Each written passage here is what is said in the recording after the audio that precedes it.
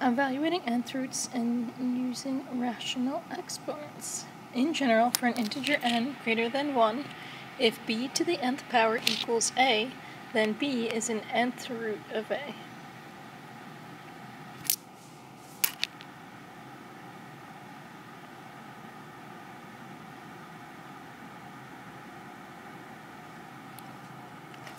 An nth root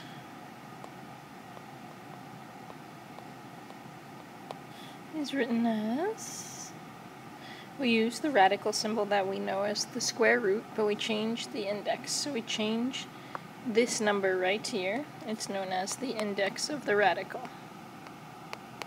So whatever root we need, whether it's a cube root or a fourth root or a fifth root, that's the number that would go right here.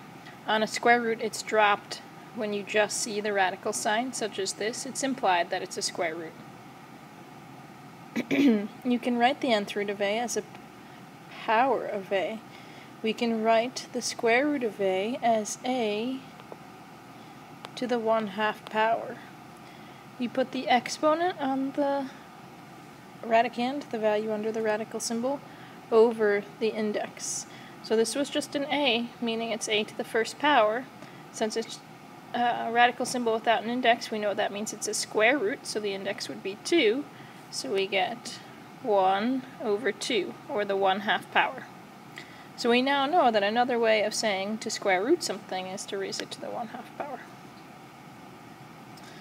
Similarly, if you had the cube root of a, that's a to the 1/3 power, because it's a to the 1st, and you put that power over the index of the root.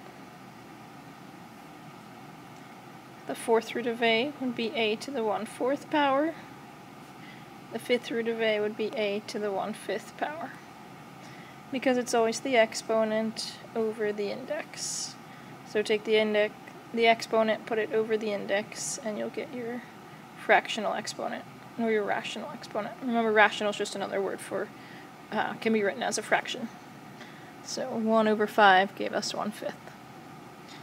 In general, for any integer n greater than 1, the nth root of a is equal to a to the 1 over n power.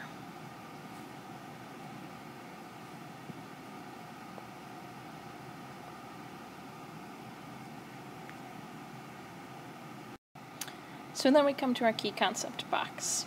If we have the real nth roots of a, so we're going to let n be an integer where it's greater than 1, and a is going to be a real number. If n is an even integer, and we're taking the nth root of a value less than 0, so meaning we're trying to take an even root of a negative number, there are no real nth roots.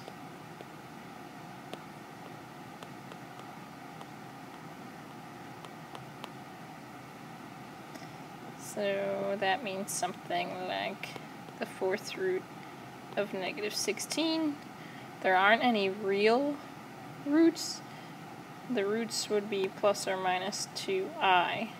If we're solving an equation and we come across that, we have to consider that it could have been positive or negative.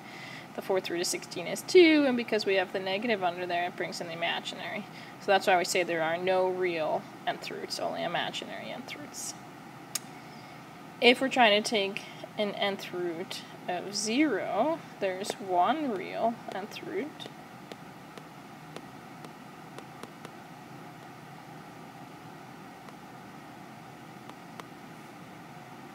So if you have an even root of 0, you just get 0 as your answer.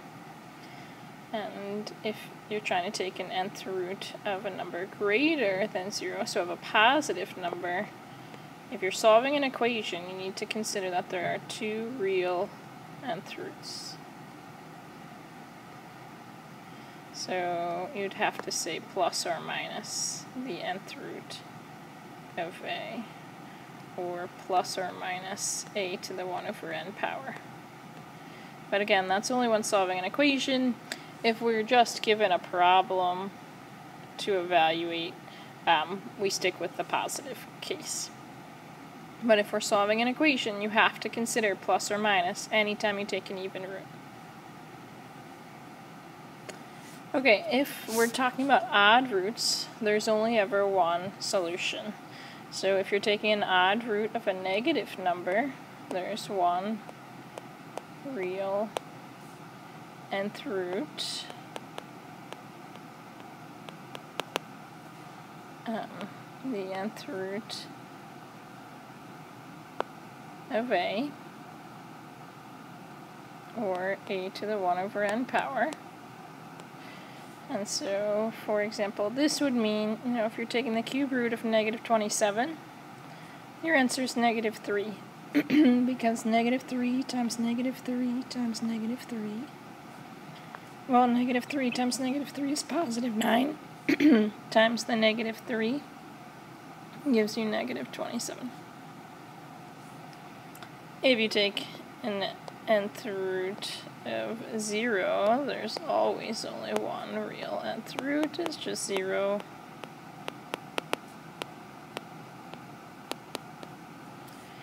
Or if you take an odd root of a positive number, again, there's one solution.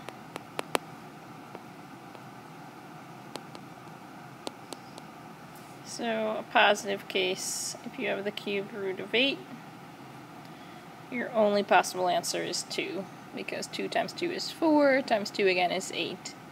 It couldn't be negative 2. If you did negative 2 times negative 2, you'd get positive 4, times another negative 2 would give you negative 8. So with odd roots, whatever the starting sign is, it will always match the sign of your answer. Here's our next key concept box, rational exponents. Let a to the 1 over n be an nth root of a, and let m be a positive integer. So if we have a to the m over n power, we could rewrite that as a to the 1 over n raised to the mth power, because when you have power of a power, you'd multiply, and m times 1 over n would get you m over n. And this is also then equivalent to the nth root of a, then raised to the mth power, which is how you want to think about it, because as we're evaluating these, and we're going to practice doing it without a calculator, you always want to make it smaller before making it bigger.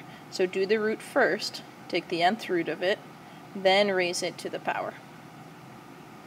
The same would hold true with the negative exponent. It just means we have to drop it to the denominator. So a to the negative m over n is equal to 1 over a to the m over n. So you could think of that as 1 over a to the 1 over n raised to the m, meaning take the nth root of a first, then raise it to the mth power, and put it in the denominator. And of course, for this case, a can't be 0, because we can't have 0 in the denominator, we can't divide by 0. So when it says 16 to the 3/2 power, you're going to evaluate these without a calculator.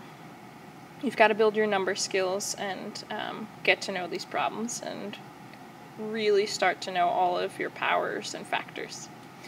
So it says 16 to the 3/2 power. Well, the denominator is your root, so it's a square root. The numerator is your power, so it's the 3/2 power means take the square root of 16 and then raise it to the third.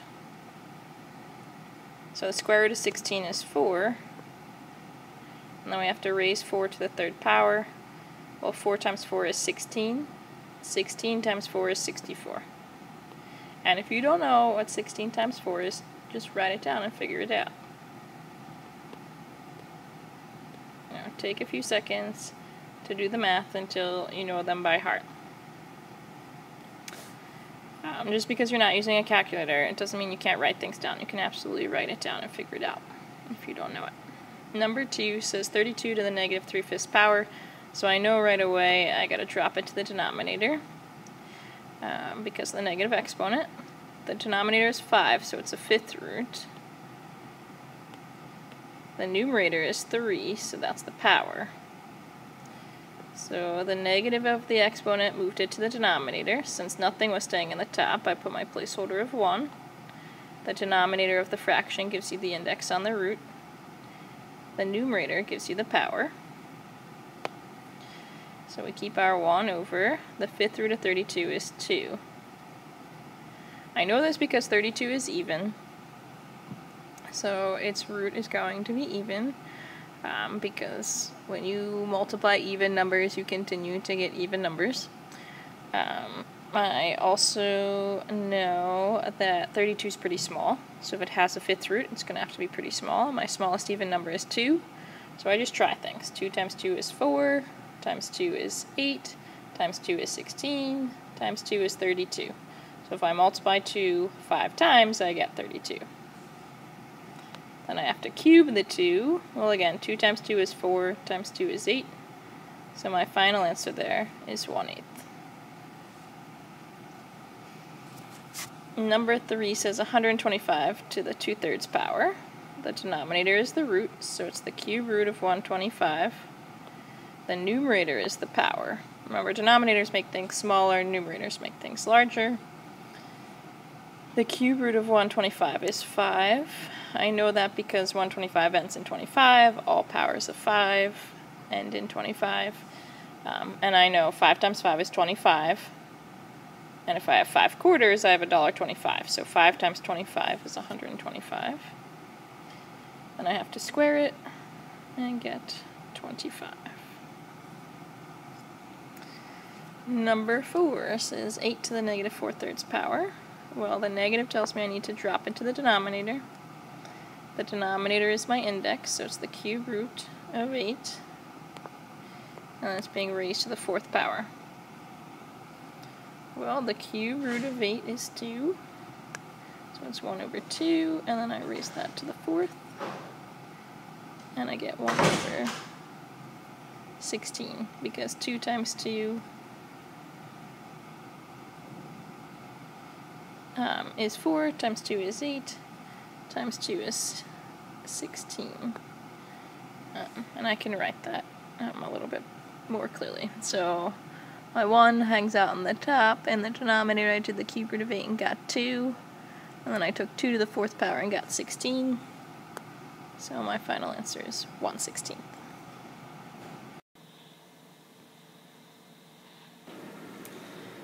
This next section says to approximate using a calculator, so let's take a look at how to properly enter these in the graphing calculator. So number 5 says 4 to the 2/5 power, so you're going to type the 4. This caret button right here is how you do exponents. So if you press that, it'll take you up into the exponent. And then we need 2/5. Remember, there's not a fraction bar on a graphing calculator because you don't need one. A fraction means to divide.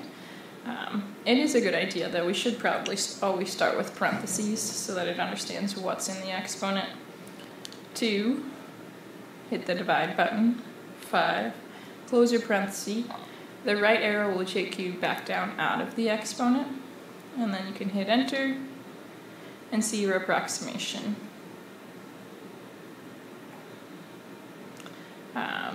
Number 6 says 64 to the negative 2/3 power.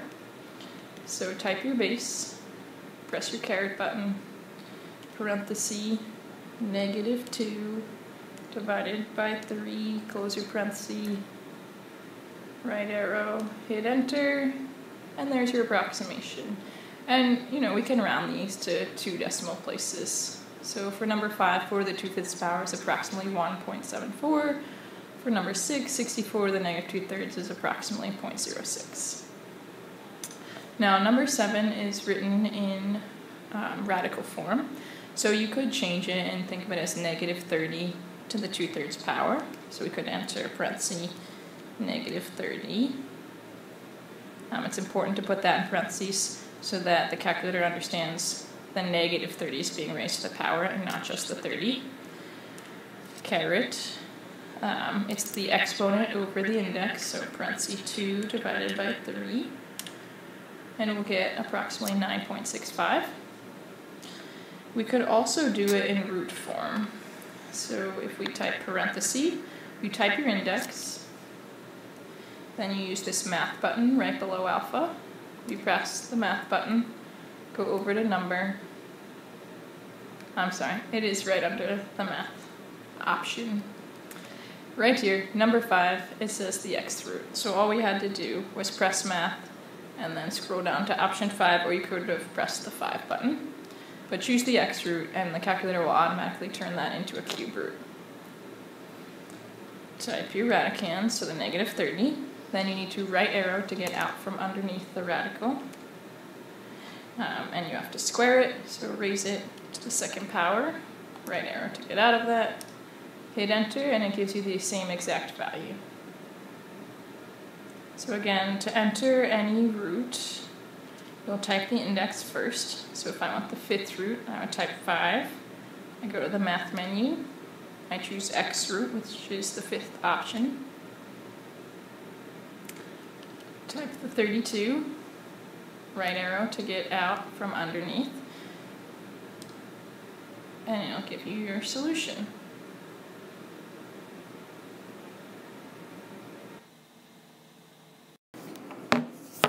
So let's talk about why we would want to do this. So let's solve these equations. You want to isolate the term to the power, so you're going to divide both sides by 4 and have that x to the 5th power equals 32. So then to undo the 5th power, you're going to take the 5th root, and so x would equal 2. Positive 2 is my only possible solution because it's an odd root, and so I know I would have to multiply 5 positive 2's in order to get positive 32. For number 9, the term to the power is already isolated, so I start by taking a 4th root.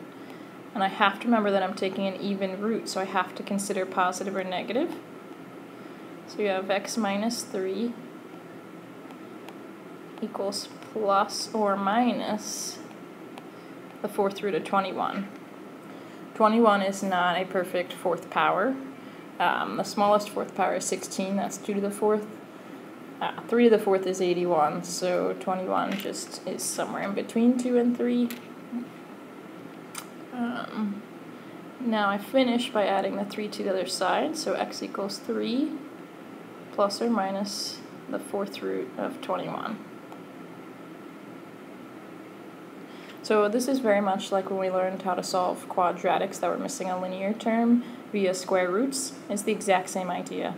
If you have polynomial equations where you just have something to a power and some constants, undo the power, well, isolate the thing to a power first, then undo the power and finish solving from there. Remember, anytime you do even powers, you've got to consider that it could have been positive or negative.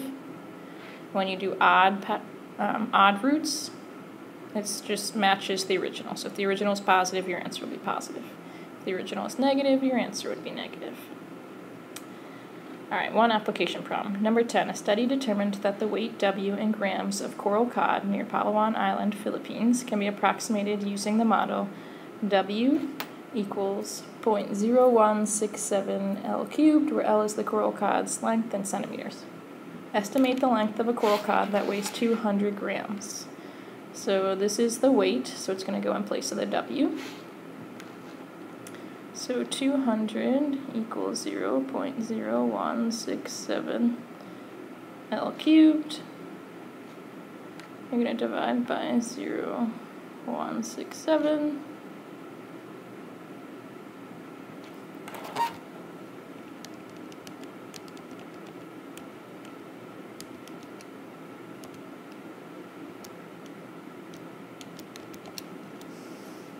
And when we do that, we get approximately 11,976.05 if we round to 2 decimal places. And that equals L cubed. So now to solve for L, I'm going to take the cube root. And so L equals approximately, on my calculator I'm typing 3, I'm going to the math menu, I'm choosing my x root of the 11,976.05, and I get approximately 22.88. So the coral cod that weighs 200 grams is approximately 22.88 centimeters in length. So that's rational exponents and a couple of quick examples of how we can use rational exponents and roots to solve problems.